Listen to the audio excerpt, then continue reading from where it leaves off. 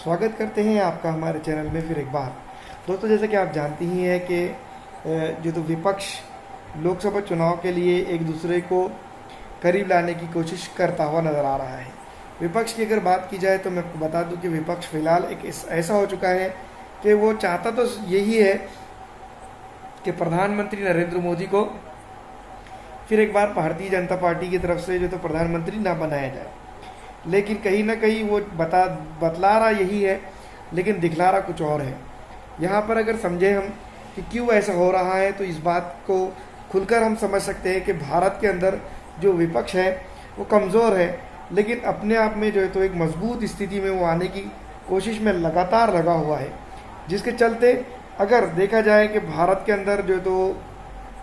जो मोर्चा बन रहा है, बंदी हो रही है लोकसभा चुनाव को लेकर, वो कहीं ना कहीं कमज़ोर तो ज़रूर है, लेकिन जिस तरह से अगर कभी उसको सपोर्ट मिल जाता है या फिर उसको बैकअप मिल जाता है, जिस तरह से वो बैकअप की दरकरार करते हैं, वो आगे चल के काफ़ी तरक्की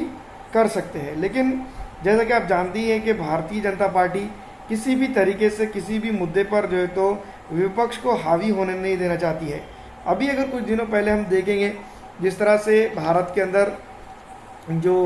भारत के प्रधानमंत्री नरेंद्र मोदी जी उन्होंने दौरा किया है, चाहे हम उसको ले लें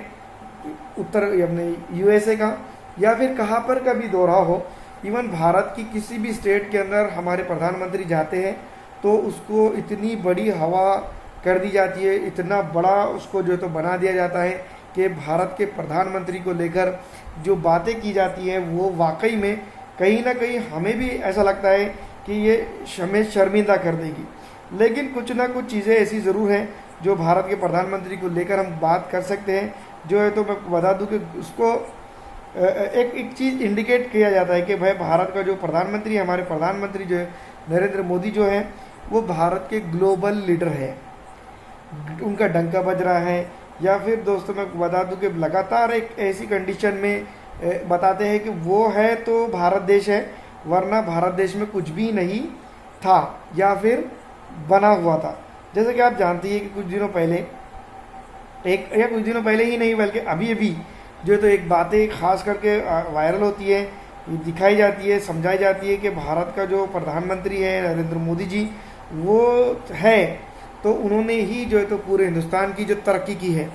अन्यथा नहीं की है। लेकिन उसके विपक्ष अगर बात की जाए, विरोध में अगर बात की जाए, कांग्रेस को छोड़ दी जाए, कांग्रेस पार्टी को अगर हम छोड़ भी दें तो कांग्रेस पार्टी का एक इतिहास रहा है, एक बहुत बड़ा इतिहास रहा है, जिसने पिछले भारत के 70 सालों में तकरीबन मेजॉरिटी में जो है तो भारत के ऊपर रूल किया है, और इस तरह का रूल किया है जिसने जो है तो भारत को संजोए रखा है। दूसरी तरफ भारत का मौजूदा स्ट्रक्चर अगर देखा जाए वो दिया है, जो इंफ्रास्ट्रक्चर जिसको हम कह सकते हैं, यहाँ का आईआईटी, एजुकेशन फील्ड जिसको हम कह सकते हैं, कमर्शियल यानी कि बिजनेस का इस एरिया, या भारत की जो मौजूदा पॉलिटिक्स है उसका जिम्मेदार भी जो है तो कांग्रेस ही एक तरह से अगर हम समझा जाए तो। लेकिन